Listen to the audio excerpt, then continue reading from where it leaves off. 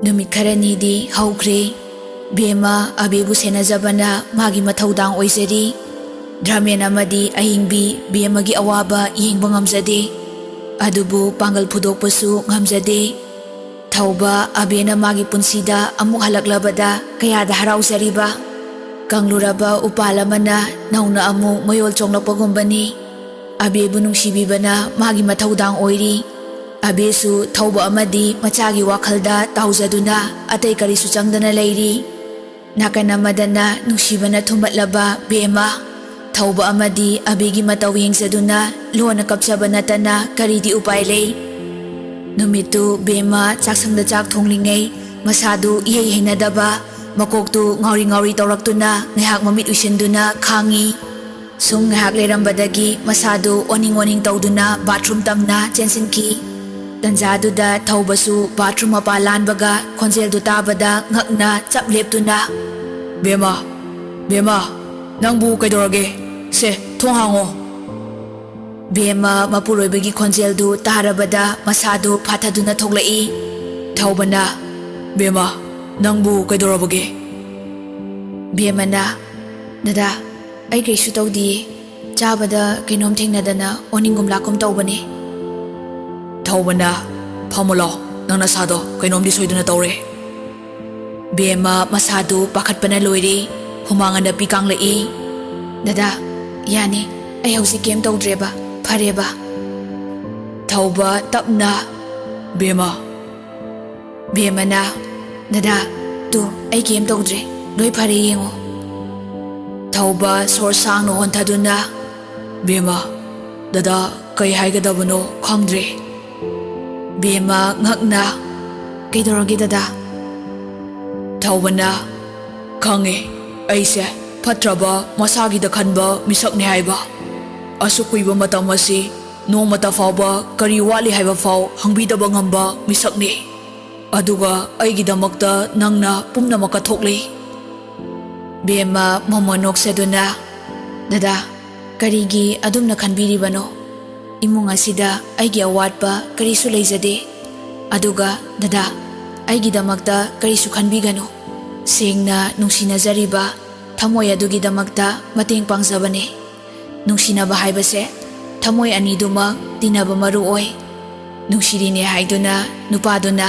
natraga nupiduna khak nungsijaraga nungsiba kauba yade Bema momonokladuna dada amadi abena khoyani laibak yamna phai dadabu asuk nungsibiba ngamba akhang kallabi abebu phangsaba abebu asuk nungsijaba pumnamak pumayoknaba ngamba dadabu phangsaba thaubasu kari wakhaldagi no khangde Bemagi matawduda nungaitana yengduna lei Bema mapi taraktanaba wana honasari tasengna kalae dadana khoenigi punsibu Thaubana Bema talaktuda abe kadagi koiraw laurai Da thauba Bemana dada jangluro Thaubana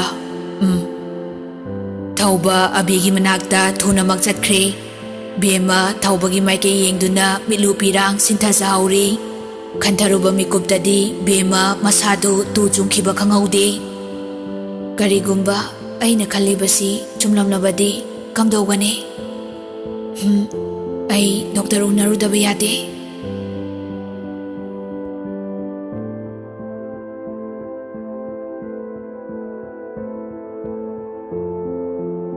nungthilgi talakni thauba hospital chakhraba matung abena tungkhraba matungda Bema lona thoksarai hospital yoraba matung doctor ga wari sanari doctor aduna congratulations som mama oigadore Bema ngakna doctor hairisibu achumba makniko doctor adu haifet noktuna sidabu ekhoina karamna oidaba ngangani Bema harauna maithong makalamna thank you doctor aduna you're welcome adubu aina haigadabadi nupi oibi ekhoigidi matang sida cheksinba ekhoigi ithongni hojikti adom khara cheksinbiu somnasu hena gyan taramgani haina khanjai Bemana Tazare doctor adudi ay amuk.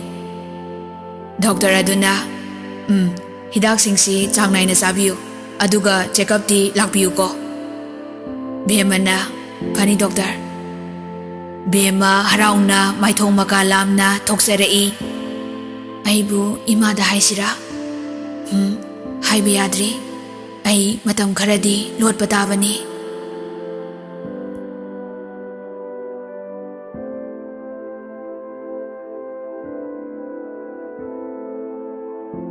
Numidangi matamni, Bema harauna chaksangda chak thongzari, mathanta mabukta amuk paisari, maithongda momona munoksa. Ima, tanjaduda abe phatpat changlaktuna thongliba chaktu makhutna paisinba matamdadi, saraduna Bemagi masada haisilai. Bema asabana ngawarduna mamit anidu ngaksangak mitlupirang sintharai. Khonjeladu taraduna ayingbi chenthorai. Bema, pakhatna lauduna chensincharai. As, kari matawna tawribasidi? Bema masado asabana haisinbagi pokthokuna lairami. Ima, Bema wana masado niktuna lairi. Ayingbi sauna abegi manakta changsilaktuna. Nangna tawribase, karino? Ha? Nangna pamlibasi, karino ba? Nangna mabu hatlage haibro? Ha? Abebu sauna laktana illi.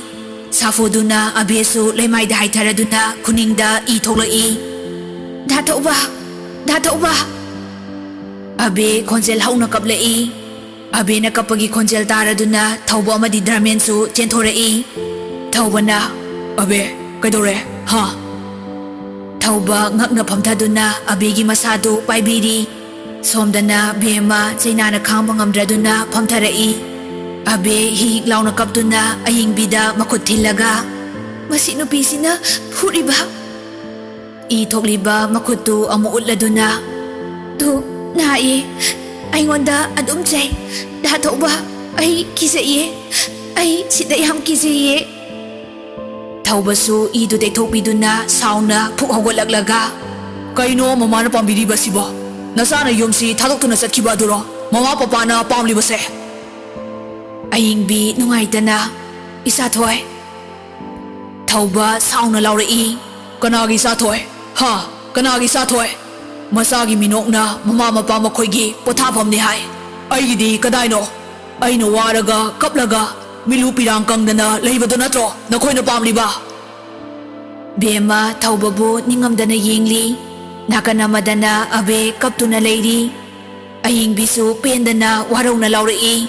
Hoi hatlo, nama aibo hatlo. Isagi nuksibana, migi amata khanda, mittangbi amagum karisu khantharuba tawdana pumnamak ase tawkhre. Nama aigi iral isana khangle. Nangna piningba cherak piro, sikro harabasu sikhigani. Ningamdana kapcharaduna, adubu masida Bemagi maral karino. Hayo, yengo Bemagi phibam. Thauba chingnana Bemabu yenglui. Ure masado mafam ayamba pokthokuna leirambadu. Adu ubada ngakna chensilaktuna. Bema, karino tawribasidi? Makhutu tapna nanduna yengli. Ayingbina, Bema, nangbu ima kay hayo haibano. Kayang kuina asigumba chainase kaangkigani. Karigumba nangna khudong thikrabadi aikhoibu kari kumaw haibano. Thauba mamada warauna yenglamlaga Bemabu hugatpige tawbaga abe chensilaktuna. Dathauba moi phatte ibani changa silao seba. Abe kaptuna ayam kieda changla silao. Thaubana, abe se Bemagi hidak amuta tairamkhige. Abena, dali kaisu changla silao ba? Bemana, Dada, ay kirisu tawdi. Yani, changbiro, imate helage. Thaubana, adubu Bema, ay. Bema na, Dada, yarni, changbiro. Adu haraga Bema ningamdana mamay laytoi. Abena, dathauba, changa sila omi. Abena thaubabu makutingduna pukre. Ayingbi kaptuna, Bema, imabu karamna kaangu haibano. Imaubu yam narabo. Bhemana, Ima, ay karisu tawzade, hidagtudang amuta taybiyo. Bhema chainadu mamid uisanduna khangsari.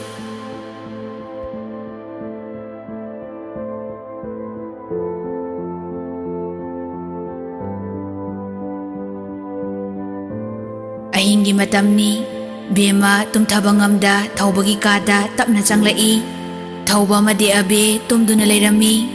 Madu uraga Bhema mabuktu tapna paisaduna piranga loinana thawbabu yenglai. Mamagi sana, nang mamabudi waroganu ko. Isagidi mama lairiye. Thawbabu nungsina yengzaramlaga thoglai. Inglaba thabal magi mangalbu Bhema thawai tana yengzari. Mama, Baba, nasana thangsilliba khongthang asibu chumlibra lalibra nasa karisu khangdre. Adubu mama, ay isabudi nungsiye. Ay isabu manganba pamdiye mama. Manggol dari duda ngathaduna ningamdana kapsarai. Dada, karigino thamoy sina nangbu asum nungsiduna lairiba. Masibu karamba iralgi dandi kaubage. Dada, ay budi waroganu ko. Ay isasibu manganba pamdiye. Dada na nungsibidra basu apok si magi dada atagi mingtolbu sonjaduna lairaganiye. Bhema mabukta nungsina munanzari. Mamagi sana, mamagi asadi, husik nahaktabang ngaire. Isagi ko maiyengladuna, mamagi punsisu nungay-bahay do, oy saragi ko. Bhema khangsabang amda kapsarai. Adubo sana, nang gibabagi mingtoldi, mama pibang amlaroy. Nang mamabudi, waraw ganu ko, mamagi sana. Mapidu makutna hansin-hansin tay toksay. Adubo adumag lepalay na sintaragli. Karamba sa inano ay nakangli ba? Hiisor ay naakpudi waraw da bangamde. Mamabababo na ipamdagi selaga pubiki ba? Hausik na taibang sida lupi ka na nakangam laroy da ba sa ina ipamda pibiri. Bhema taibang siyamba mapu mahakpo waraw na. Wad ko, piyana na ko iso. Adubo ay itsaasi na taibang kong darak tripaw ba ngay kigani.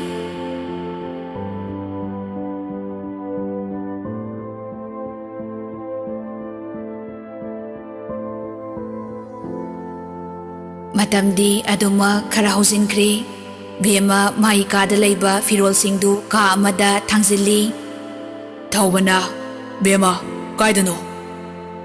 Bhema na, Dada, imaga thangnaba kadudani firol lawthok lawsin toina changlaktanabani. Thawba ngakna, Bhema. Tasengbadi abe amadi thawba punna layminabadu yengsaba ngamdabagini. Kananabu yengsaba ngamgani. Thawba na, adubu nungdangsida hayeng ay thambirage. Bhema nokfet tawna, Dada, sibu kay leba po no. Masidi ay kaso natana. Kayam kuinabu mapamsida laygani haibagi. Thawba Bhemagi wahayduda nungaitaba phawzari. Adubu karisu khomjaba ngamde. Bhemasu tumliba abebu yengzaraga thawbabu haifet yengzaramlaga thokre. Thawbasu sofada pamtharaktuna wakhal nungaitana layri. Aina tawriba sibu chumlibra? Bhemagi maithongda tariba ningamdabagi sakfam asina karigi? Makutna machin menjaduna Bhemabu mana wapikiba mayamdu ningsinglakli. Bhemagi puksel angakpani ko. Aibu karini haina kalamgani. Thawba phukhawgaduna magi kadagi thoklai. Ure laptakna thonawdagi Bhema ka manungda mabuktu nansa-nansaduna momon amuk noksa amuk kapsa tawribadu. Madu ubada thawba ngaksanana Bhemada yingli. Thawba Bhemagi manakti changlamda ngakna yinglamlaga amuk magi kada changkre.